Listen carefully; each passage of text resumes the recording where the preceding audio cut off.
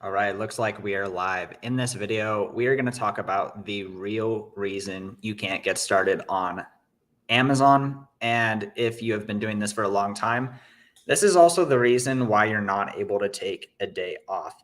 Um, so, not everyone might be in one of these two camps, but I know for me, I'm definitely in the uh, taking a day off is hard for me. And both of these things are extremely related. So I'm just going to take a couple minutes to unpack this. If you don't have a couple minutes, no worries. You can go back to scrolling TikTok and looking at trends. But yeah, okay. So the real reason you can't get started selling on Amazon or even grow your business is because of one thing, and that is dopamine. We got Josiah in the chat. What's up? Good to see you. Josiah has almost for sure mastered this, most likely. He does around 100K a month on Amazon. Yeah, so dopamine. If you are starting on Amazon and you've never sold a thing in your life, you have no skill set around it, and you hear someone give you the keys to the kingdom on their YouTube channel, it still probably isn't going to work for you because you haven't like built any of those skills, or you haven't like built that belief in yourself that when I do this action, I get the intended result and therefore I get dopamine. Because like as humans, we get dopamine from things that we do, or we don't get dopamine from things that we do. And at a basic level, at least in my opinion, I'd love to hear your guys' opinions if you think I'm wrong, but I think most of our actions are based on, does this give me dopamine? And am I going to get it without a ton of pain? Or does this not give me dopamine? Because like a very simple way of looking at it is, when I do the thing, am I going to get the result, and am I going to feel good about myself? So a beginner selling on Amazon, they hear like, oh, you need to make a seller account, oh, you need to get started, oh, go scan the entire aisle of Walmart, and they're like, is this even going to make me any money? Is this even going to get the result I want? I have no proof in the past for myself that this actually makes money, and so therefore they don't get started. And they haven't made that change in their head that when I take step one out of 100 steps, I actually complete the goal and I actually get closer to what I'm looking for. Because like when you're starting an Amazon business, you're not going to make money from immediately. You're not going to have all the skills immediately. And you probably won't even get your first sale immediately. There's kind of a few things that you have to learn and actually have in place before you actually get anything listed. Like you have to learn how to actually find profitable products, especially if you're doing online arbitrage. Sometimes that takes a really long time for people. Sourcing is kind of the groundwork of selling on Amazon or any platform. Like, how can you actually find profitable products? And then, like, even if you're sourcing books or sourcing like for eBay or something, you still have to find your first profitable product. You're not going to know how to look at the sold comps. You're not going to know how to calculate shipping. You're not going to know and have the ability to ship the items out yourself. And before you make any sales or make any money, you have to learn all of those things. And you have to be willing to set aside the intended result until you actually learn those things. We got RW in the chat. Good morning. We got AC Flips in the house. Hey, not a beginner question, but what steps are you taking to get to 100K months? Or is that even the goal? I'm 100% caring about my profit margin. I really care about my profit margin. I'm probably not going to be at 100K months.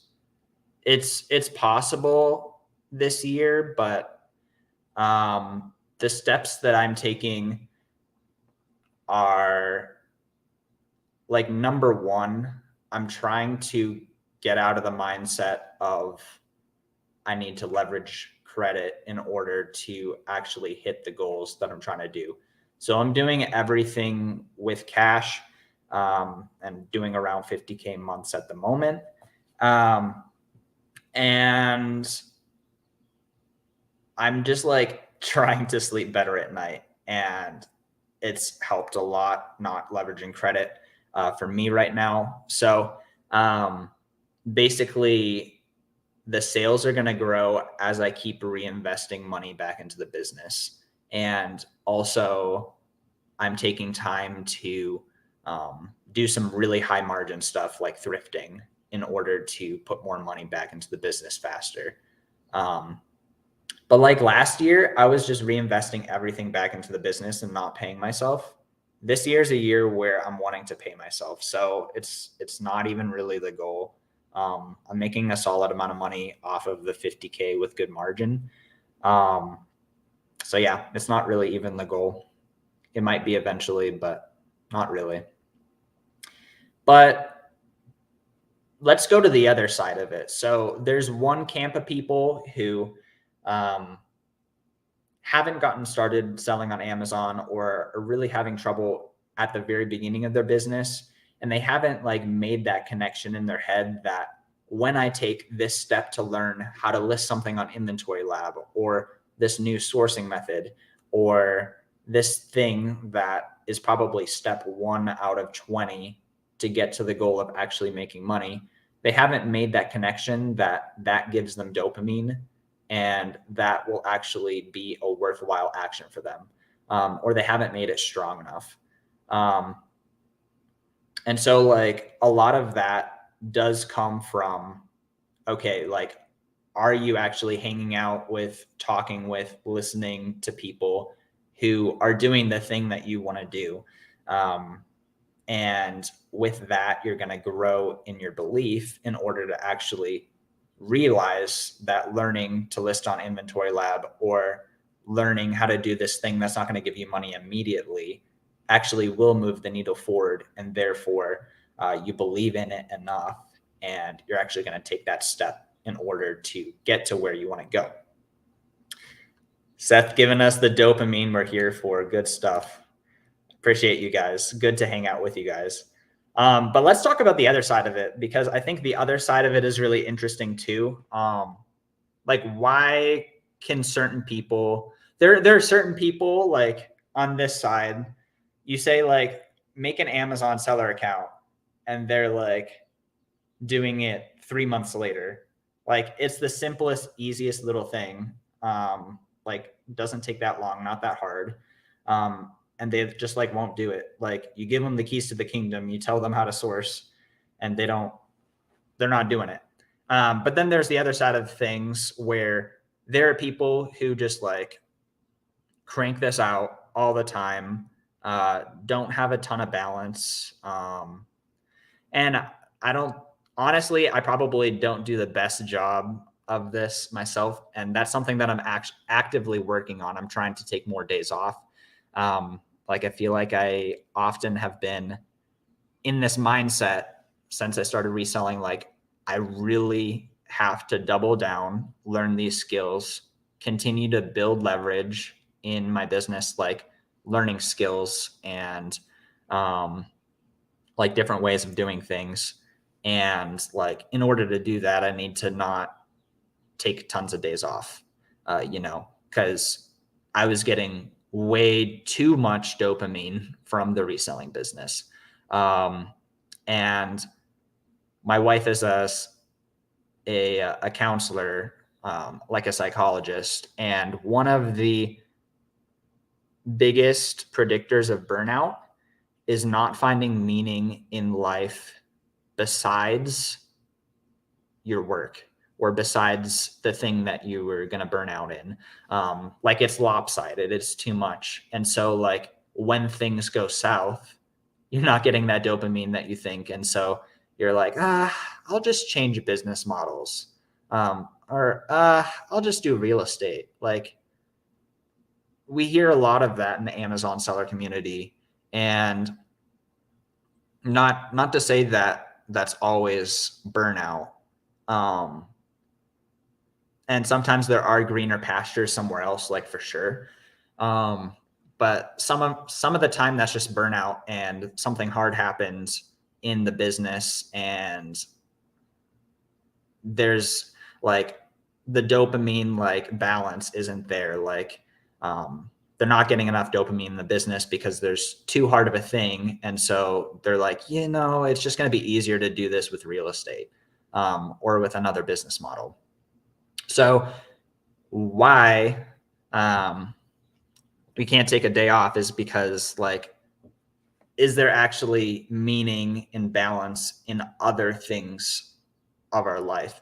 And so I've been thinking about this a lot recently. Um, and we're going to get super philosophical here for a second.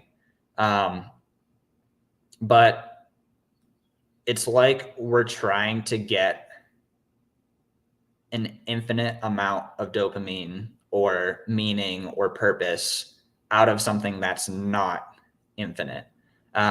So like I could have a killer month, an absolute killer month. Like I could, like this month, for example, for me was extremely good, amazing month for me, profit margin wise. But like, there's always something more I could have done better. There's always like, I could have had more capital invested. I could have done even higher ROI. My stuff could have sold quicker. And then there's people outside of this industry who are just on another level, or people inside the industry that are on another level. And so it's very easy to still be unsatisfied with something because, like part of my belief system is like I believe in God. I believe that he created people in order to have infinite desires in a way.